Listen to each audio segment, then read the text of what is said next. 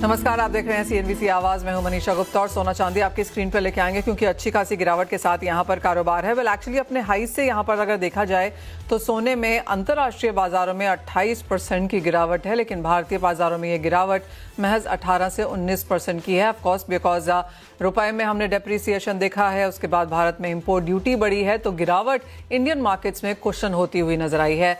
लेकिन अंतर्राष्ट्रीय बाजारों में आप देख सकते हैं $4100 के नीचे के कारोबार और ऑल टाइम हाई जो 5600 प्लस था, वहां से अच्छी खासी गिरावट यहां पर बनते हुए नजर आई है। काफी हद तक यही हाल यहां पर चांदी का भी है। $121 प्रति आउंस के बाद 64 के नीचे के लेवल्स फिलहाल यहां पर मार्केट्स में हैं। और भारतीय बाजारों की अगर बात की जाए तो यहां पर भी 46% की गिरावट बनते हुए नजर आई है। हमने 4,18,000 के लेवल बनते हुए देखे थे, 2,35,000 के स्तर आपकी स्क्रीन पर, और आज भी यहां पर गिरावट के साथ कारोबार। यहां से अब सोने चांदी में क्या किया जाना चाहिए और दिवाली तक किस तरह के प्राइसेस रह सकते हैं, इसी पर करेंगे चर्चा। और फंडामेंटल्स फैक्टर्स आप क्या वॉच करें, कैसे निवेश करें, इस पर भी लेंगे राय। हमारे साथ आनंद राठी के डायरेक्टर नवीन माथुर, कमोडिटी समाचार सिक्योरिटीज से अंकित कपूर, chartandtrade.com के Vikas Bagadia and pro intel trade services के फाउंडर दिनेश सोमानी जुड़े हैं। आप सभी का कार्यक्रम में स्वागत है। वेस्ट एशिया कॉन्फ्लिक्ट यहाँ पर जितनी एक्सपेक्टेशन थी उससे ज्यादा चलता हुआ नजर आया है, बाजार ने इसे फैक्टर इन नहीं किया था। और साथ ही साथ इन्फ्लेशन की चिंताएं, एक्सपेक्टेशन की यूएस एक फेड रेट हाइक कर सकता है दिसंबर में, ये सारी चीजें यहाँ पर कहीं ना कहीं सोने और चांदी दोनों को करेक्शन में ले आई हैं। दिनेश जी, आप एक नियर टर्म लेवल्स यहाँ पर कैसे देखेंगे सिर्फ गोल्ड में, और अब दिवाली तक यहाँ पर किस तरह की सेंस बनती हुई नजर आएगी? जी बिल्कुल, सारे जो तेजी के फैक्टर थे सारे मंदी के फैक्टर्स की ओर मूव हो रहे हैं। जो सेंट्रल बैंक की निरंतर बाइंग हो रही थी वो रुक सी गई है, कुछ सेंट्रल बैंक ने सेलिंग भी की है। इन्फ्लेशन जो विद इन कंट्रोल था वो आउट ऑफ कंट्रोल होता जा रहा है। इंटरेस्ट रेट जो घटने थे वो बढ़ने की संभावना हो जा रही है। और साथ ही साथ जो ईटीएफ्स में निवेश निरंतर बढ़ रहा था, जो जनवरी फरवरी में जो एकदम से माहौल बना था कि ईटीएफ ही बाय करना है गोल्ड सिल्वर में, अब वो विड्रॉ होने के संकेत धीरे धीरे आ रहे हैं और एग्रेसिवली विड्रॉ भी हो रहे हैं। तो ये सारे संकेत को मद्देनजर रखते हुए, और एक डॉलर इंडेक्स भी जो 9740 9750 के इर्द गिर्द ट्रेड कर रहा था वो 100 के ऊपर सस्टेन करने का प्रयास कर रहा है। अगर प्रोबेबली 100.60 का लेवल अगर डॉलर इंडेक्स क्रॉस करता है तो यहाँ पर बेस मेटल्स और बुलियंस में बिकवाली और बढ़ सकती है। तो अगर नियर टर्म में लेवल कहूं तो मुझे लगता है कि 3880 डाउन साइड एक बार सपोर्ट ले सकता है। ऊपर में दोबारा 4450 के लेवल्स प्रोबेबली दिवाली तक हमें देखने मिल सकते हैं। तो बढ़त यहाँ पर दिवाली तक आती हुई नजर आ सकती है। अब दिनेश जी, अगर एक वर्स्ट केस सिनेरियो यहाँ पर देखें, बाजार ऑफ कोर्स ये लगता है कि एक मुनाफा वसूली आ चुकी है, ओवरसोल्ड है, 100 डेज 200 डेज मूविंग एवरेज के नीचे यहाँ पर प्राइसेस कारोबार कर रहे हैं, लेकिन जब मोमेंटम थोड़ा स्लो होता है तो थोड़ा सा और गिरता हुआ भी नजर आता है। डिप्स पे खरीदारी की राय कैसी है और कितना और नीचे यहाँ पर फिलहाल प्राइसेस जा सकते हैं? जी बिल्कुल, निश्चित तौर से हमने 1,95,000 के लेवल्स देखे हैं, वहां से 1,45,000 के लेवल्स अगर आए हैं तो मतलब एग्रेसिव काफी ज्यादा नीचे आ चुके हैं, 18 से 19% के आसपास में। और साथ ही साथ अगर इंटरनेशनल लेवल्स देखते हैं तो 28% के आसपास नीचे है। आई थिंक प्रोबेबली जून का ही ऐसा महीना होता है जो 26 सालों में मैक्सिमम मंदी दिखाता है। इस बार मंदी थोड़ी ज्यादा गहरा गई है। जून के महीने में पहले 10 दिन में करीबन 11% की मंदी ऑलरेडी आ चुकी है। आई थिंक यहाँ पर निवेशकों ने दोबारा लौट कर आना चाहिए। 1,42,000 1,40,000 इस दरमियान अगर गोल्ड मिलता है तो निश्चित तौर से बाय करना चाहिए। कैश मार्केट अभी डिस्काउंट में है तो ये और भी इन निवेशकों के लिए काफी अच्छा मौका है कि वहां पर जाकर खरीदारी की जा सकती है। ऑलराइट, तो स्पॉट मार्केट्स यानी कि फिजिकल मार्केट्स यहाँ पर डिस्काउंट में हैं, खरीदार बाजार में नहीं हैं। और यूजुअली ये अधिक मास भी माना जाता है और खरीदारी जो है वो 15 जून के बाद शायद लौट के आएगी और शादियों का सीजन भी वहीं से शुरू होगा। नवीन, आप कैसे देखते हैं गोल्ड की मार्केट्स को और आपकी क्या राय है, किस तरह के प्राइसेस बन सकते हैं नियर टर्म दिवाली तक? Manisha, thank you very much. मुझे भी लगता है कि मंदी थोड़ी रहेगी, particularly with respect to international markets. Manisha, dollar strength ले रहा है और मेरे ख्याल से इन्फ्लेशनरी कंसर्न्स बने रहेंगे जब तक मिडिल ईस्ट क्राइसिस का कुछ हल नहीं निकलता। द इन्फ्लेशन नंबर जो आया है यूएस का CPI data which is around 4.2%, expected था उसी के आसपास 4.2 के, पर 3.8 था पिछले महीने, जो इस महीने 4.2 के आसपास आया है। तो मेरा मानना ये है कि इन्फ्लेशनरी कंसर्न्स डेफिनेटली बने रहेंगे। सेंट्रल बैंक्स इंटरेस्ट रेट्स पे हॉकिश स्टैंस रखेंगे और लग रहा है मनीषा कि फेडरल रिजर्व दिसंबर तक एक सेंट्रल रेट मतलब कि एक दर सीमा बढ़ाएगा 25 बेसिस पॉइंट से। तो डॉलर की मजबूती, मिडिल ईस्ट क्राइसिस एक तरह से देखा जाए तो सपोर्ट दे सकता था गोल्ड को as a safe haven demand, पर मेरे ख्याल से वो अभी हो नहीं रहा है. It is more to do with elevated yields on bonds and the dollar appreciation. So overall, the trend remains pretty much as of now on the immediate basis bearish. We can see or average भी मतलब कि इस week नीचे के दरों पे तोड़ा है, तो 3,800 के आसपास के लेवल्स डॉलर टर्म्स में दिख सकते हैं. और अगर इंडियन मार्केट्स की बात करें तो पहला सपोर्ट लेवल अभी के भाव जो 147 के आसपास है, 1,44,000, और अगर वो तोड़ता है तो 1,39,000. But sell on rise would be the strategy for a day or two. Sell on rise की स्ट्रैटेजी यहाँ पर नियर टर्म के लिए है, और ऑफ कोर्स आगे जो लॉन्ग टर्म है यहाँ पर अभी भी सबको लगता है कि सपोर्ट बरकरार रह सकता है. अंकित, आप कैसे देख रहे हैं ऑन चार्ट्स यहाँ पर गोल्ड के प्राइसेस को, और आपको क्या लगता है best case scenario, worst case scenario सोने के लिए क्या उभर सकता है? किसी को लेना हो तो क्या करें, और किसी को मुनाफा वसूली करनी हो तो क्या लेवल्स वॉच करने चाहिए? Good evening all of you.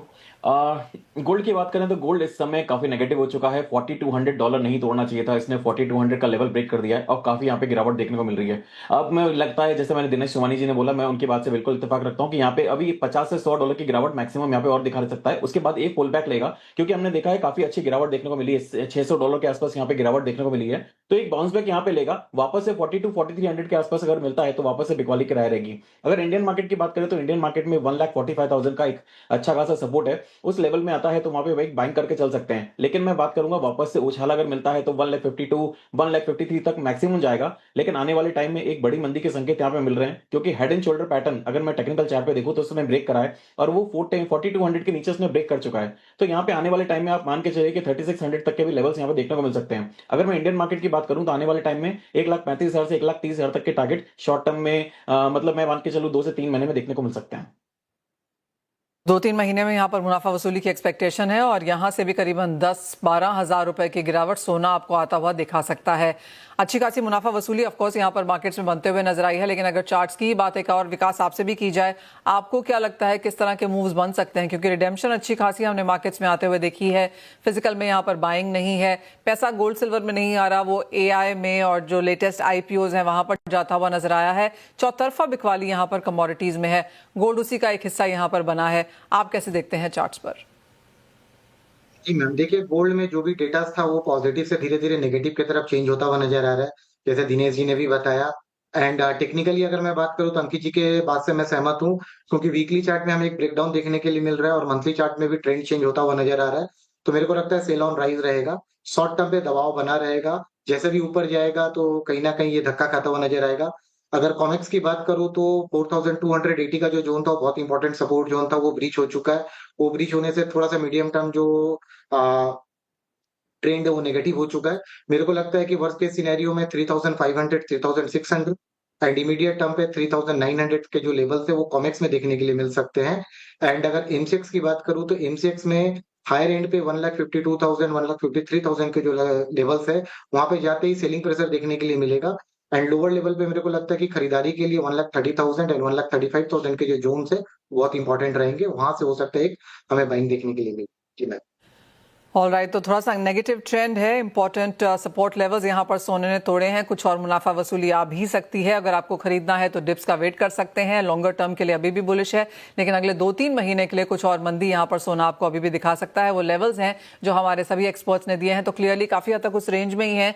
1,30,000 से 1,40,000 तक के लेवल्स नीचे में देखने को मिल पाएंगे, और जहां तक ऊपर की बात है वेल ऑलमोस्ट 1,50,000 से 1,62,000 तक के लेवल्स सोना आपको यहाँ पर दिवाली में दिखा सकता है. तो ये एक रेंज जो हमारे यहाँ पर नॉनिमस बनते हुए नजर आ रही है सोने के लिए आगे जाते हुए.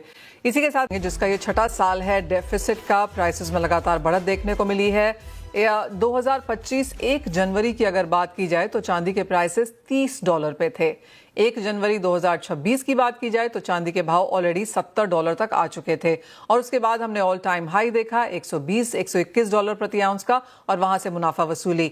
ये इस साल के प्राइसेस हैं आपकी स्क्रीन पर. इंडियन मार्केट्स के हिसाब से 4,20,000 रुपए के प्राइसेस थे.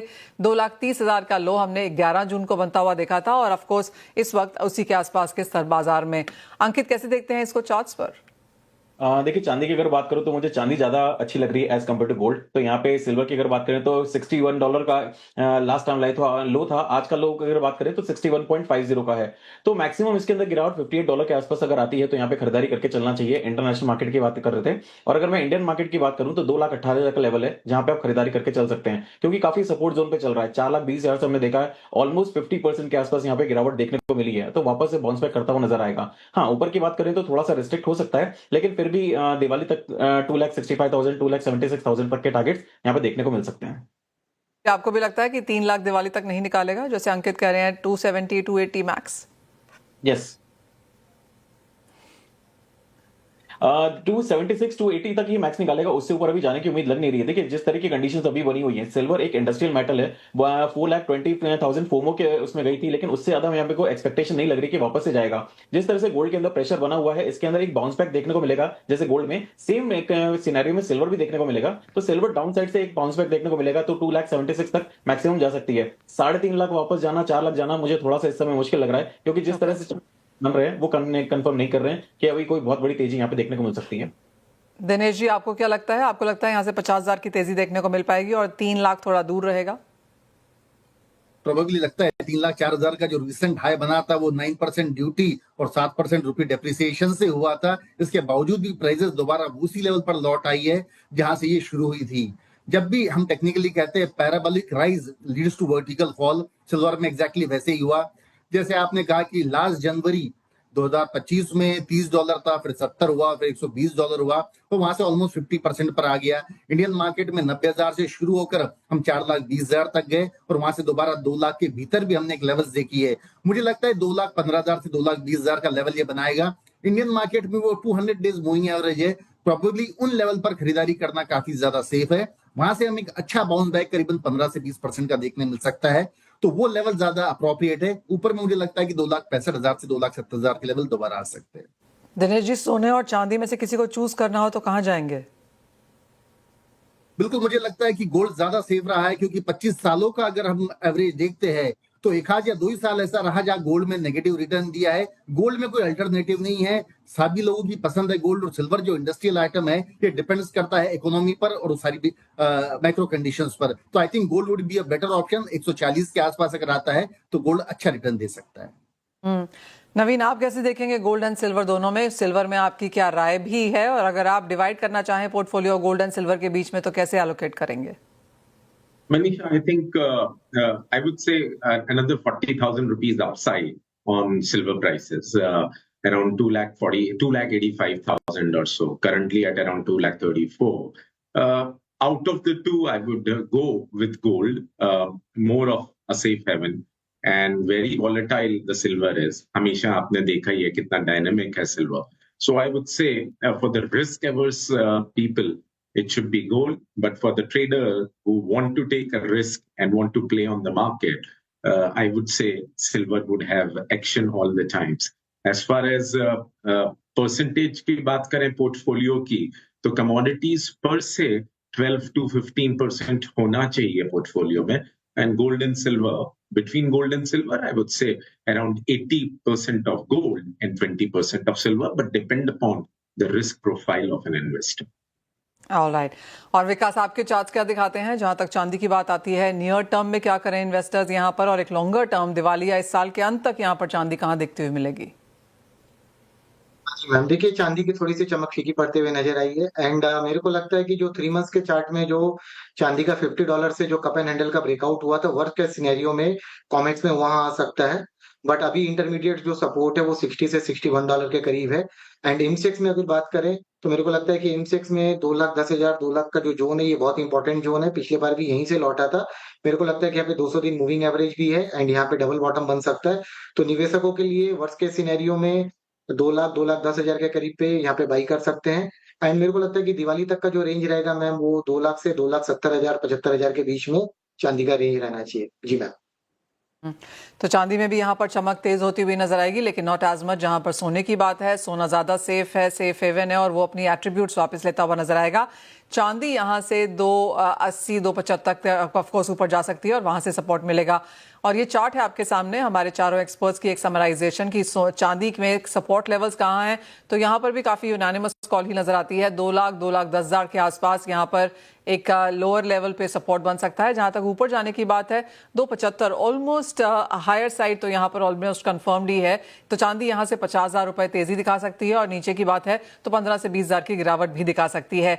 एक क्विक कॉल, एक क्विक राउंड यहाँ पर लेंगे और अपने सभी एक्सपर्ट्स जानेंगे कि उनको रुपया कैसा लगता है, क्योंकि इंपोर्ट ड्यूटी का इंपैक्ट और रुपया ये दोनों ही चीजें हैं जो सोने चांदी के प्राइसेस को मूव करेंगी। तो दिनेश जी, आपको क्या लगता है रुपए में जिस तरह का डेप्रिसिएशन पिछले साल देखने को मिला, इस साल देखने को मिला है, क्या रेंज आपको लगता है रुपया यहाँ पर होल्ड करेगा इस साल के लिए?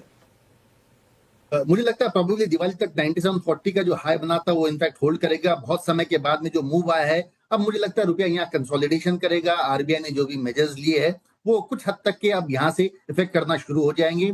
डाउनसाइड मुझे लगता है कि 9350 94 ये लेवल रहेंगे, ऊपर में 9740 ये रेजिस्टेंस बना रहेगा। अंकित, आप कैसे देखते हैं रुपए को? 94 से 97 की रेंज रहनी चाहिए, लेकिन 97 का लेवल मतलब कोशिश करनी चाहिए कि नहीं टूटे। अगर 97 का लेवल अगर टूट गया तो आने वाले टाइम में ये 100 के लेवल को भी क्रॉस करता हुआ नजर आएगा। तो अभी शॉर्ट टर्म में तो डेफिनेटली अभी जो दिखा रहा है, जिस तरह से चार्ट पैटर्न भी है और जिस तरह से इकोनॉमिक कंडीशंस भी बनी हुई है, वहां पे अभी लग रहा है कि ये 94 से लेकर 97 की रेंज में ही ट्रेड करता हुआ नजर आएगा। एक वर्स्ट परफॉर्मिंग करेंसी के तौर पर उभरा है इमर्जिंग मार्केट्स में रुपया, और ऑफ कोर्स डॉलर इंडेक्स में जिस तरह की तेजी है 100 के आसपास जो कि 3 महीने का हाईज है, बार बार डॉलर इंडेक्स वहां पे जा रहा है और उसका इंपैक्ट भी हमने मार्केट्स में आता हुआ देखा है। ऑफ कोर्स आरबीआई के मेजर्स के बाद थोड़ा सा सपोर्ट यहां पर रुपए को है, जहां पर ऑल टाइम लोज छूने के बाद 95 और 95.5 के बीच में अटकता हुआ नजर आया। नवीन, आपको क्या लगता है कहां जाएगा रुपया यहां से, और क्या कुछ और कोशिशें आज भी बाजार मानता है कि आरबीआई ने आके यहां पर रुपए को डिफेंड किया है? I think Manisha 96 we saw मतलब कि the low all time low में और वो एक 97 का लेवल ब्रीच करना फिलहाल अब मुश्किल लग रहा है। 95-76 is where we are currently. I think the appreciative side would be on the 93 levels or so. So 93 on the appreciation, and I will not see beyond 97. So 93 to 97 would be the range for rupee. As what we are seeing, RBI is intervening. They have used their reserves, and I think I would say that the rupee depreciation was largely because of the external factors, particularly dollar appreciation, than anything internal. Inflationary concerns हैं, और मेरे ख्याल से India is not very much attuned to that inflation as of now. पर अगर inflationary concerns India में बनते हैं तो हो सकता है रिजर्व बैंक को रेट हाइक्स करने पड़े, and that would be positive for the rupee in terms of appreciation. So I would say 93 to 97 would be the range. आपकी रेंज कुछ डिफरेंट है या फिर आप भी 94, 97, 96, 97 के बीच में यहाँ पर आपको लगता है रुपया यहाँ पर कुछ कंसोलिडेट करेगा? टेक्निकल चार्ट्स में जो भी लेवल बने हुए वो यही है कि 93 में लोअर लेवल्स हैं एंड ऊपर में 97 के करीब रेजिस्टेंस देखने के लिए मिल सकता है। फिलहाल यही दायरा है और इसी दायरे पे रहना चाहिए कुछ दिन में। जी भाई। अंकित, आपको क्या लगता है? देखिए 97 का लेवल बस ब्रेक नहीं करना चाहिए। अगर 97 का लेवल ब्रेक करेगा तो फिर 100 के लेवल को क्रॉस करता हुआ नजर आएगा। जिस तरह की ग्लोबल कंडीशंस बनी हुई हैं, एक्सपेक्टेशन है कि अभी इस रेंज में है, डेफिनेटली नीचे में 94 और ऊपर में 97, लेकिन बस कोशिश यही रहनी चाहिए कि 97 को क्रॉस नहीं करे, क्योंकि जिस तरह से हाइज बनाए हुए हैं 97 का यूएसडीएनआर ने, तो वो ब्रेक करेगा तो रुपया और कमजोर हो सकता है। ऑलराइट, तो 97 एक स्ट्रॉन्ग नंबर के तौर पर यहाँ पर है, एक साइकोलॉजिकल लेवल भी है, और लास्ट टाइम रुपया यहाँ पर ऑलमोस्ट छूता छूता वापस भी आ गया था। तो अगर वो नहीं तोड़ता है तो कुछ कंसोलिडेशन, कुछ एप्रिसिएशन शायद हम यहाँ पर बनता हुआ देख सकते हैं। लेकिन बेहतरीन लेवल्स में भी यहाँ पर 93, 93.5 के ऊपर रुपया जाता है ऐसा भी नहीं लगता है। और ये गोल्ड एंड सिल्वर को काफी इंपैक्ट करेगा, बिकॉज एज ऑफ नाउ सोना चांदी अंतरराष्ट्रीय बाजारों में ज्यादा गिरे हैं, भारतीय बाजारों में कम गिरे हैं। इंपोर्ट ड्यूटी एक तरफ है, लेकिन रुपया डेप्रिसिएशन एक काफी बड़ा रोल यहाँ पर प्ले करता हुआ। लेकिन इसी के साथ फिलहाल इस कार्यक्रम में इतना ही समय है। बहुत शुक्रिया आप सभी का हमारे साथ जुड़ने के लिए, सोने और चांदी दोनों पर ही अपनी यहाँ पर राय देने के लिए, और रुपए को भी बीच में यहाँ पर लाने के लिए कि उसका किस तरह का इंपैक्ट यहाँ पर रह सकता है। इसी के साथ हम रुकेंगे एक ब्रेक के लिए। आप बने रहिए हमारे साथ, हम ब्रेक के बाद लेकर आएंगे आवाज समाचार।